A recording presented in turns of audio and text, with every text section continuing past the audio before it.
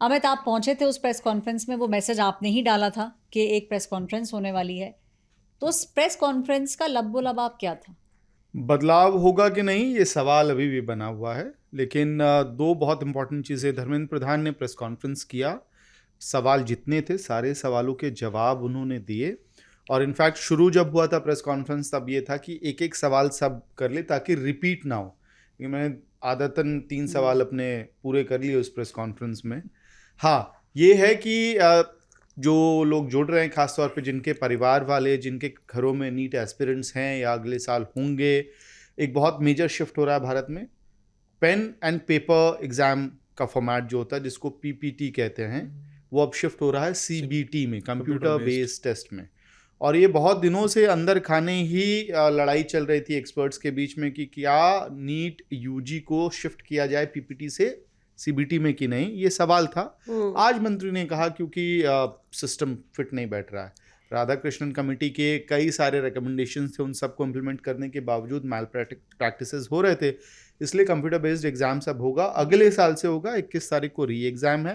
हाँ, 21 तारीख को वैसे योगा डे भी है।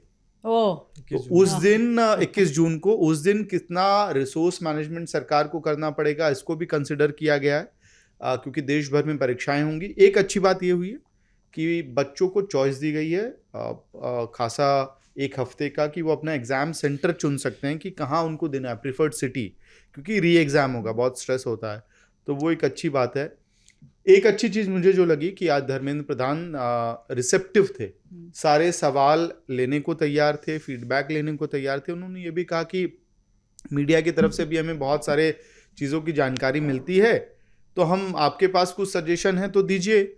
और ये भी सवाल जब पूछा गया कि क्या एनटीए तक ये इन्वेस्टिगेशन पहुंचेगा, क्योंकि पिछली बार क्या हुआ था, जब 2024 में पेपर लीक का मामला हुआ तो उस समय ये देखने को मिला था कि जो ग्राउंड लेवल का या छोटे लेवल का जो पूरा तंत्र था, उसको सीबीआई इन्वेस्टिगेट कर रही थी, और कहा जा रहा था कि मास्टरमाइंड इस पूरे सवाल में कहाँ रह गए, क्यों इन्वेस्टिगेटिव एजेंसी उन तक नहीं पहुंच पा रही है। तो धर्मेंद्र प्रधान से मैंने पूछा कि भाई एनटीए को लेके जो सवाल हैं, उनके अधिकारियों को लेके रिमांड नोट में जो बात कही गई है सीबीआई द्वारा, तो उन्होंने कहा नहीं, एक्शन सबके खिलाफ होगा।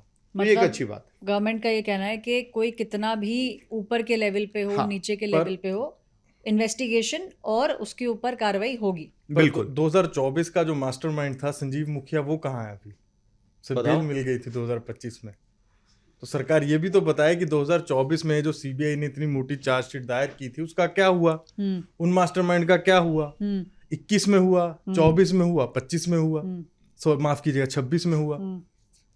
तो कोई लॉ या एक्ट है ऐसा, सरकार इस पर बात करे? तो संजीव मुखिया इस समय बाहर हैं, सरकार कह रही है कंप्यूटर बेस्ड टेस्ट कराएंगे, पर इंफ्रास्ट्रक्चर कहाँ है? क्योंकि जब पहले हम देखते थे कि दौर आया था ना, इंजीनियरिंग का क्रेज था, हर बच्चा इंजीनियर बनना चाहता था, हर घर में एक फिजिक्स केमिस्ट्री मैथ का स्टूडेंट था। आज के समय एक दौर ऐसा है कि हर घर में एक फिजिक्स केमिस्ट्री और बायो का बच्चा है, हर कोई डॉक्टर बनना चाहता है, क्योंकि सरकार ने कहीं ना कहीं कुछ जो रूल्स एंड रेगुलेशन थी यूनिवर्सिटीज़ और कॉलेजेस को लेकर, वो 4-5 साल पहले ढीली की थी।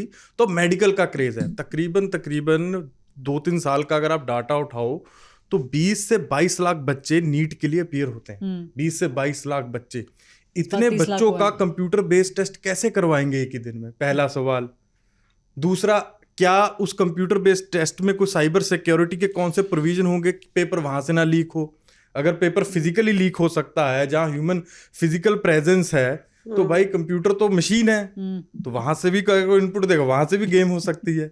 तो सरकार को बहुत चीज़ों पर ध्यान देना है। पर हाँ, इस सारे जो अभी 2026 का जो पेपर लीक हुआ, उसमें जो एक बात देखने को मिली कि सरकार ने सडनली रीनीट का ऑर्डर जारी कर दिया। हालांकि 21 जून अब तारीख आ गई है, पर अभी सरकार को ये भी ध्यान रखना पड़ेगा या एनटीए को कि जो एकेडमिक कैलेंडर है वो भी ना हिले, क्योंकि 1 सितंबर तक नए दाखले एमबीबीएस, बीडीएस, जितने भी यूजी मेडिकल कोर्सेज हैं शुरू हो जाएंगे। तो आपको काउंसलिंग की प्रक्रिया, रिजल्ट की प्रक्रिया थोड़ी तेज करनी होगी, क्योंकि आप 1 महीने पीछे चले गए हैं। अब कोई कोविड जैसी आपदा तो मैम है नहीं, जैसे पहले एकेडमिक कैलेंडर हिल गए थे। अगर बार बार एकेडमिक कैलेंडर हिलेंगे तो मेडिकल एजुकेशन का जो स्तर है उस पर भी असर पड़ेगा। तो सरकार को बहुत सी चीज़ों पर ध्यान देना है। पर इस चीज़ में अभी जो सबसे बड़ी ध्यान देने वाली बात एनएसयूआई की रही मैम, सारे तुम तो जो प्रोटेस्ट कवर करने गए थे 3 दिन तुमने काफी वहाँ मोर्चा संभाला, सबसे इंटरेस्टिंग क्या लगा इस प्रोटेस्ट में? प्रोटेस्ट में सबसे इंटरेस्टिंग ये लगा कि मैम बाय लक एनएसयूआई मोर्चा मार गई। हुआ क्या मैम, 12 तारीख को इन्होंने एक प्रोटेस्ट बुलाया शास्त्री भवन के मोर्चा मार गई। हाँ, मोर्चा मार गई। उसका रीजन भाई पंजाबी तड़का तो लगेगा करना पड़ता है फिलर। बताइए मोर्चा ऐसे मार गई कि तभी गबरू का ना, मैंने कहा हुआ हमारा क्या? गबरू जवान। एनटीए का पेपर लीक की खबर बाहर आई, राजस्थान में इसकी इन्वेस्टिगेशन शुरू हुई। सीकर, कोटा, बहुत सारे जो इसके सेंटर थे वहां तार जुड़ने शुरू हुए। गुरुग्राम, केरला तक इसके तार जुड़ चुके हैं। तो इसको लेके एनएसयूआई ने धरना प्रदर्शन बुलाया, क्योंकि जो विनोद जाखड़ जो इस समय नेशनल प्रेसिडेंट है खुद राजस्थान से हैं, खुद की उनकी स्टेट की खबर थी, बड़ी खबर थी। अब बाय लक एनएसयूआई का लक कहिए या मौके पर चौका कहिए, उसी दिन एनटीए की प्रेस रिलीज आती है कि पेपर कैंसिल हो गया है, रीनीट करवाया जाएगा और मामले की जांच सीबीआई को दे दी गई है। खबर बड़ी नहीं बहुत बड़ी बन जाती है एकदम से। और जो अन्य छात्र संगठन थे, चाहे लेफ्ट में एसएफआई और आइसा की बात हो या राइट विंग में एबीवीपी की बात हो, किसी को पता ही नहीं था कि एकदम इतना बड़ा हो जाएगा।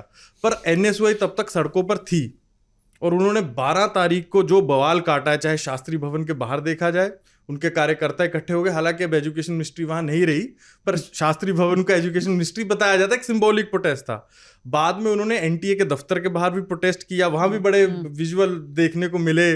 15 से 20 वहां एनएसयूआई के कार्यकर्ता वहां पर पहुंचे और जब उनको डिटेन कर लिया, कि उन्होंने बताया हमें बाद में फोन पर कि जब उनको डिटेन करके यूजली कापासेड़ा, नरेला तक लेके जाया जाता है, पर इस बार ऐसा नहीं हुआ। इस बार पुलिस भी उनसे बड़े प्यार से पेश आ रही थी। अच्छा, हाँ, बड़े प्यार से पुलिस भी पेश आ रही थी, क्योंकि मैम नीट का जो दर्द है सेंसिटिव है। मिडिल क्लास, हर एक मिडिल क्लास चाहता है कि उनका जो बच्चा हो इंजीनियर बने, डॉक्टर बने, एक अच्छी लाइफ जी। और जस्ट डॉक्टर का दर्जा सबसे बड़ा माना जाता है कि आईएएस से भी बड़ा भाई डॉक्टर है फलाने का लड़का, ढिमकाने की लड़की डॉक्टर है जी। तो सब डॉक्टर बनना चाहते हैं कि इज्जतदार, पर आप उसी में इतनी बड़ी चोट लग जाए तो कहीं ना कहीं तो लोग भी एंटी तो होंगे ही ना। उसमें देखा गया कि एनएसयूआई अपना धरना, वहां एक ऐसा दृश्य भी देखें, 2-3 वर्कर पुलिस को भगाने के लिए, ताकि जो हमारे कार्यकर्ता और प्रोटेस्ट कर ले, 2-3 कार्यकर्ता इधर उधर भाग जाते हैं। वो जहाँ पे स्पॉट पे पुलिस आती है, हाँ, जहाँ बिजनेस पार्क एनएसआईसी, जहाँ इनका दफ्तर है एनटीए का, फर्स्ट फ्लोर पर, वहां की मतलब हमारे भाई लोग थोड़ा ज्यादा बैठे रहे, पुलिस को थोड़ा तितर बितर करने के लिए इधर उधर भागते। बड़ा अजीब सा विजुअल, मैं कैसे आपको नरेट करूं, एक वर्कर इधर भाग रहा है, एक वर्कर, पुलिस उनके पीछे भाग रही है। पर बाद में उन सबको डिटेन कर भाग भी रही है पुलिस, पकड़ भी रही है, ताकि थोड़ा अपना प्रोटेस्ट लंबा खींच लें। अब होता क्या, एनएसयूआई का प्रोटेस्ट चमक जाता है। सुबह वाला प्रोटेस्ट शास्त्री भवन के बाहर चमक गया, और शाम को एनटीए के बाहर किया, वो चमक गया। अब और छात्र संगठन प्रेशर में, तो फिर एसएफआई कॉल करती है। एसएफआई पहले कहती है कि हम धरना करेंगे जी कर्तव्य भवन के बाहर, और वो सेंसिटिव एरिया वहां वो कर, फिर वो भी वहीं पहुंचे, शास्त्री भवन ही पहुंचे। बाद में शाम फिर दूसरे दिन देखा गया एबीवीपी भी कॉल देती है। एबीवीपी बहुत मोबिलाइज कर लेती है। एबीवीपी की एक बात है, थोड़ा ज्यादा उनका बच्चा मोबिलाइज हो जाता है एज कम्पेयर टू और छात्र संगठन, तो उन्होंने भी धरना प्रदर्शन दिया वहां पर। तो इस समय सोचिए कि अखिल भारतीय विद्यार्थी परिषद जो आरएसएस का स्टूडेंट विंग है, इवन वो भी अपनी ही एफिलिएटेड आइडियोलॉजी की जो सरकार है उसको डिफेंड नहीं कर पा रहा कि किस तरीके से ये हुआ। तुमने बच्चों से बात करी, क्या बोल रहे हैं एनएसयूआई के बच्चे? एनएसयूआई के बच्चे मैम साफ तौर पर, जो अभी एनएसयूआई का कहना है कि वो इस मामले को छोड़ने वाले नहीं। हालांकि रीनीट तारीख भी आ गई, सीबीआई को जांच भी दे दी, पर कहीं ना कहीं कांग्रेस या ऑपोजिशन पार्टी के जो स्टूडेंट विंग है, कांग्रेस ही आप लगाइए, वो ये समझते हैं कि मामला बहुत बड़ा है। इसको लेकर उन्होंने एक नहीं, मेरे हिसाब से अभी 3-4 दिन में 5-6 धरने प्रदर्शन कर दिए, और आने वाले शायद 16-17 को एनएसयूआई प्लान एक बड़ा धरना प्रदर्शन कर रही है, बड़े लेवल का, जिसमें कांग्रेस के बड़े नेता भी शामिल होंगे। कोशिश की जाएगी कि आरजी भी वहां पर पहुंचे, क्योंकि लास्ट 24 में भी देखा गया था कि जंतर मंतर पर वरुण चौधरी जब एनएसयूआई प्रेसिडेंट हुआ करते, आरजी पहुंचे थे, तब भी नीट का मामला ही गर्म हुआ था। तो कहीं ना कहीं जो एनएसयूआई या कांग्रेस है, इस मामले को भी सड़कों पर लेके तो आ रही है, और शायद आप पार्लियामेंट कवर करते हैं, इसकी शायद गूंज पार्लियामेंट में भी सुनाई दे। Reporters of